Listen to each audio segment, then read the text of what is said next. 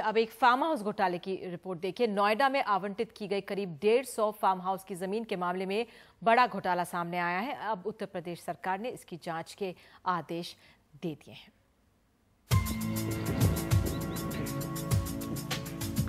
नोएडा का मंगरौली गांव।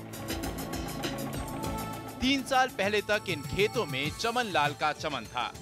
फसल लहराती थी, लेकिन 2009 में सरकार ने बिना नोटिस दिए इन खेतों को अपने अधिकार में ले लिया। बाद में ये जमीन फार्म हाउस बनाने के लिए कौड़ियों के दाम दे दी गई। जमीन का मुआवजा चमन लाल को आज तक नहीं मिला। अब चमन लाल खुश हैं कि अब इस मामले की जांच होगी। हाँ, आदेश ठीक है, हमारे निरस्त भी होने चाहिए। अगर फार्म हाउस रहेंगे तो हमारे बच्चे बेकार और बेरोजगार हो जाएंगे। किसी तरह की रोज गुंडागर्दी रहेगी। आप सब जानते हैं कि फार्म हाउसों में क्या होता। जाने माने वकील शांति भूषण और उनके बेटे जयंत भूषण को इसी गांव की जमीन पर फार्म हाउस बनाने के लिए 10,000 वर्ग मीटर के 2 प्लॉट दिए गए। शांति भूषण ने एनडीटीवी से कहा कि गलती सरकार की है। अगर अलॉटमेंट कैंसिल होते हैं तो वो इसके लिए तैयार हैं। लेकिन किसान कहते हैं कि उनके साथ धोखाधड़ी हुई है।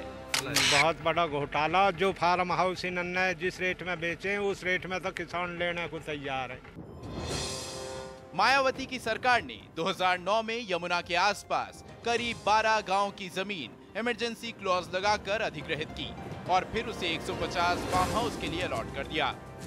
ये जमीन 29 लोगों और 120 कंपनियों को एग्रीकल्चर फार्म हाउस बनाने के लिए दी गई। जानकारी के मुताबिक किसानों को जमीन के बदले 1100 रुपए प्रति वर्ग मीटर देने का वादा किया गया, लेकिन फार्म हाउस के लिए ये जमीन 3100 रुपए वर्ग मीटर के हिसाब से बेची गई, जबकि उस समय आसपास की कारोबारी जमीन 40,000 रुपए वर्ग मीटर थी। शुरुआती जांच में पता चला कि इससे सरकारी खजाने को तकरीबन 150 करोड़ का चूना लगा।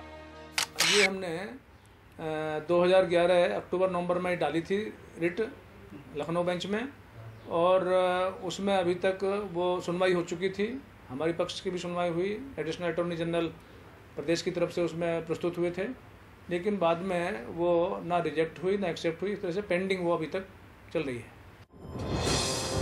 इन फार्म हाउसों में से कुछ में कंस्ट्रक्शन चल रहा है और कुछ फिलहाल खाली पड़े हैं। कायदे से फार्म हाउसों में सिर्फ 10% कंस्ट्रक्शन किया जा सकता था, बाकी खेती के लिए। लेकिन फार्म हाउस देखकर साफ पता चलता है कि इनका खेती से दूर दूर तक कोई लेना देना नहीं है।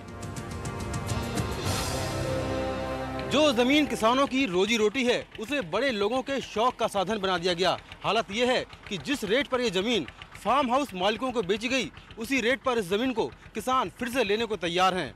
देखना होगा कि सरकार इन फार्म हाउसों का भविष्य क्या तय करती है। नोएडा से अरविंद उत्तम के साथ मैं Mukesh Singh, NDTV India.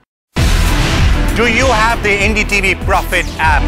All the markets, all the news and your own homemade, ready-made portfolio available there for you.